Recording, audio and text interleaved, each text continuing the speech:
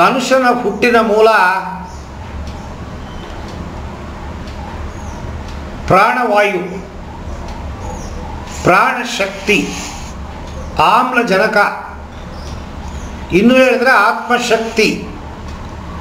ನೀವು ಉಸಿರಾಟ ಮಾಡೋದರಿಂದನೇ ಜೀವಂತವಾಗಿದ್ದೀರಾ.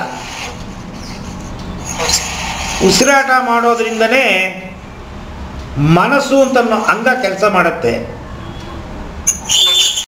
ಉಸಿರಾಟ ಮಾಡೋದ್ರಿಂದನೇ ದೇಹದ ಪ್ರತಿಯೊಂದು ಚಟುವಟಿಕೆಯೂ ನಡೆಯುತ್ತೆ. ಉಸಿರಾಟದ ಏರುಪೇರು ಆದಾಗ ಮಾನಸಿಕ ಒತ್ತಡ ಬರುತ್ತೆ. ತಲೆ ಒಳಗಡೆ 3 ಗ್ರಂಥಿಗಳಿದೆ. ರಸಗಳನ್ನು, ಕೆಮಿಕಲ್ಗಳನ್ನು ಪ್ರೊಡ್ಯೂಸ್ ಮಾಡುವ ಗ್ರಂಥಿಗಳು. ಪ್ರತಿಯೊಂದು ಅಂಗಕ್ಕೂ ಗ್ರಂಥಿಗಳು ರಸಗಳನ್ನು ಪ್ರೊಡ್ಯೂಸ್ ಮಾಡಿ ಕಳಿಸುತ್ತೆ. ಇದು ನೀವು ಹುಟ್ಟಿದಾಗ ಭಗವಂತ ನಿಮ್ಮ ತಲೆ ಒಳಗಡೆ, ಚಿತ್ತ ಒಳಗಡೆ ಲೆಕ್ಕಪತ್ರವನ್ನು ಬರೆದುಬಿಟ್ಟ. ಯಾವ್ಯಾವ ಗ್ರಂಥಿ ಎಟ್ಟೆಟ್ಟು ಕೆಮಿಕಲ್ಗಳನ್ನು, ಹಾರ್ಮೋನ್ಗಳನ್ನು ಪ್ರೊಡ್ಯೂಸ್ ಮಾಡಬೇಕು ಅಂತ.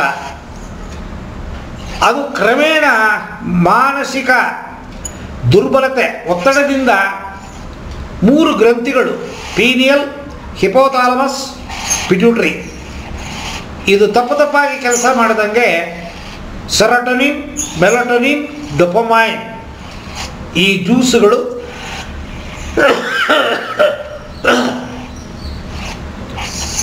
ನಕಾರಾತ್ಮಕ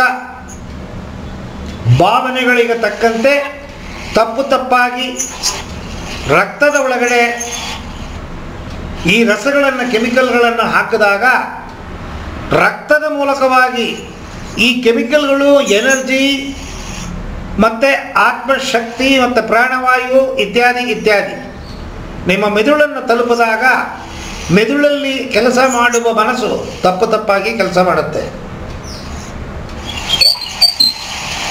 ಬರೀ ಆಕ್ಸಿಜನ್ ಹೊಂದಿದ್ರೆ ಮಾತ್ರ ಮನುಷ್ಯ ಬದುಕಾಲ. ಪ್ರಪಂಚ ಶಕ್ತಿ, ಕಾಸ್ಮಿಕ್ ಎನರ್ಜಿ ಬೇಕು.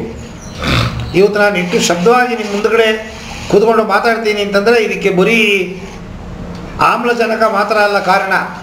ನೀವು ತಿನ್ನೋ ಊಟ, ಆಹಾರ, ಶ್ವಾಸದಲ್ಲಿರುವ ಪ್ರಪಂಚ ಶಕ್ತಿ, ಅದು ಎರಡು ಸೇರಿದ್ರೆ ಮಾತ್ರ ಈ ಧ್ವನಿ, ಶಬ್ದ, ಯಾವುದೇ ಒಂದು ಚಟುವಟಿಕೆಯೂ ನಡೆಯುತ್ತೆ.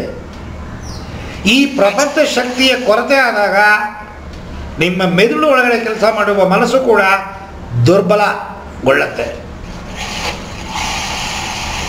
ತಿನ್ನುವ ಆಹಾರ ಪದ್ಧತಿಗಳನ್ನು ಏರುಪೇರು ಮಾಡಿಕೊಂಡಾಗ ದೇಹದಲ್ಲಿರುವ ಅಂಗಗಳು ತಪ್ಪಾಗಿ ಕೆಲಸ ಮಾಡುತ್ತೆ. ಉಸಿರಾಟ, ಪ್ರಪಂಚ ಶಕ್ತಿ, ಗ್ರಂಥಿಗಳು, ಆಹಾರ,